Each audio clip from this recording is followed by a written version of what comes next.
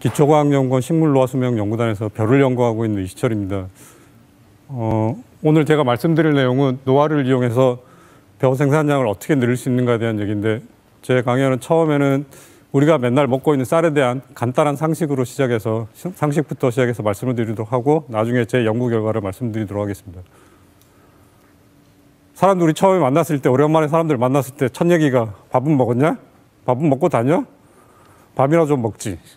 그러니까 쌀은 우리 일상생활에 너무 많이 퍼져 있고, 실제로 쌀은 우리의 주식이고, 그리고 실제로 우리뿐만이 아니라 지금은 전 세계 인구의 절반 정도가 쌀을 주식으로 하고 있습니다. 선진국은 쌀이 건강식품이라 그래서 소비량이 늘고 있고, 식량에 있는 아프리카 같은 경우는 벼의 저면积이 점차 늘고 있는 상태입니다. 그러면 벼는 우리나라에서 딱 1년에 한 번 일모작을 하게 됩니다. 지금 한 5월 초가 되면 쌀알을 벽실을 발화를 하고요. 그래서 한 달 정도 키운 상태에서 실제 우리가 논에서 보는 논으로 이양을 하고, 지금 한 8월 중순에 딱 꽃이 피는 시기입니다. 그래서 꽃이 피고 나면 한 달 반에서 2달 정도 종자가 익을 때까지 기다려주고요. 그래서 한 10월 중순쯤에 수확을 하면, 자, 이제 우리가 먹을 준비가 되고 있는 겁니다.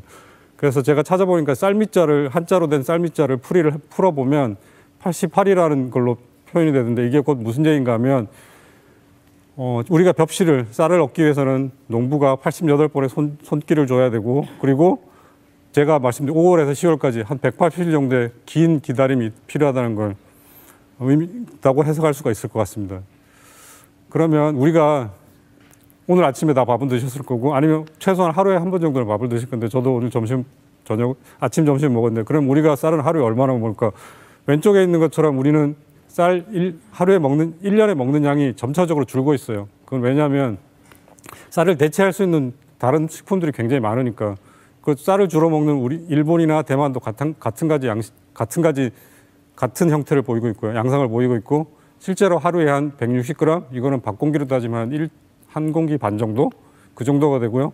그리고 이걸 또 쌀 소비량이 느는 걸 어떻게 또 쉽게 알 수 있냐면, 옛날 밥 공기와 지금 현재 있는 밥 공기를 비교해 보면, 맨 위쪽에 왼쪽에 있는 것과 맨 아래쪽에 오른쪽에 있는 두 개를 비교하면 한 3배, 4배 정도 차이가 납니다.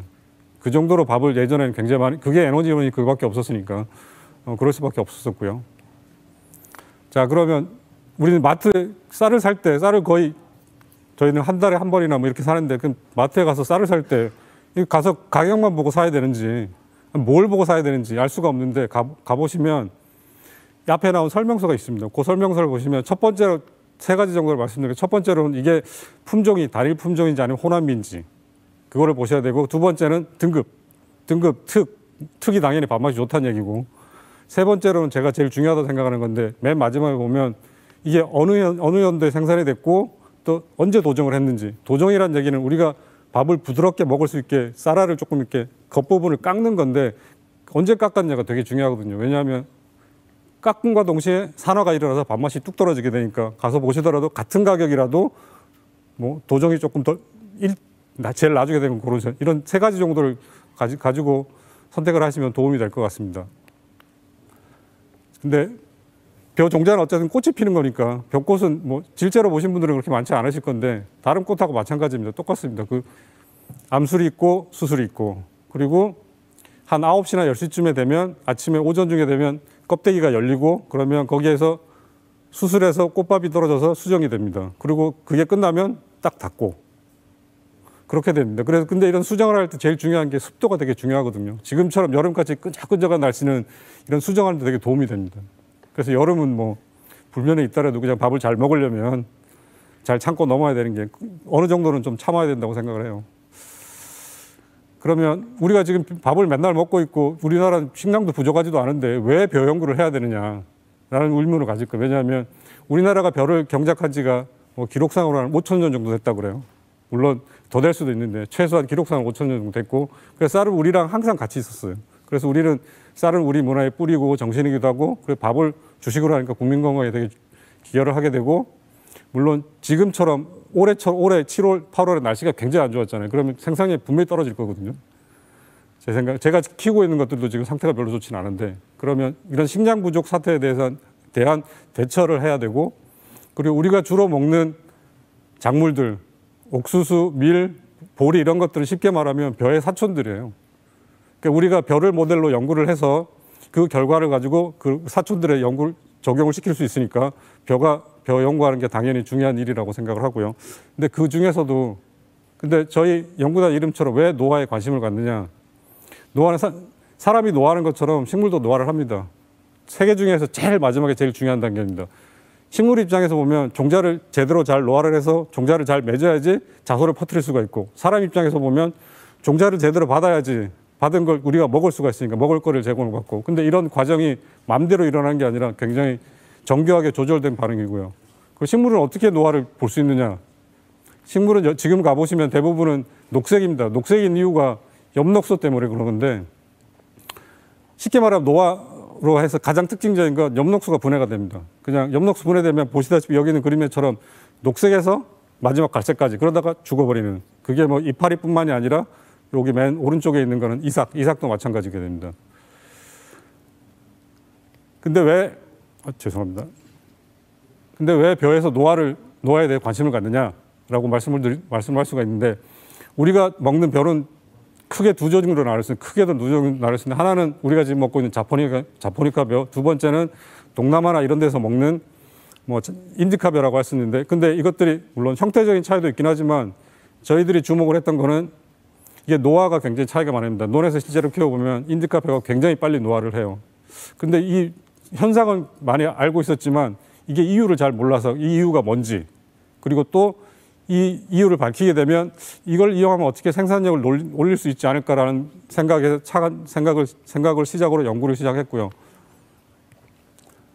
자, 그러면 어떻게 벼 노화 조절이 되는 유전자 분리를 했는데, 이거는 기본적으로는 인디카 벼, 자포니카 벼를 교배를 해서 아까 말씀드린 PCR 같은 분자 표제 방법을 통해서 여러 세대를 거쳐서 추적을 하게 됩니다. 그렇게 되면 결국 한 4, 5년 정도 걸려서 저희 찾아낸 게 이 두 개의 차이를 나타낸 유전자는 스테이그린 유전자입니다.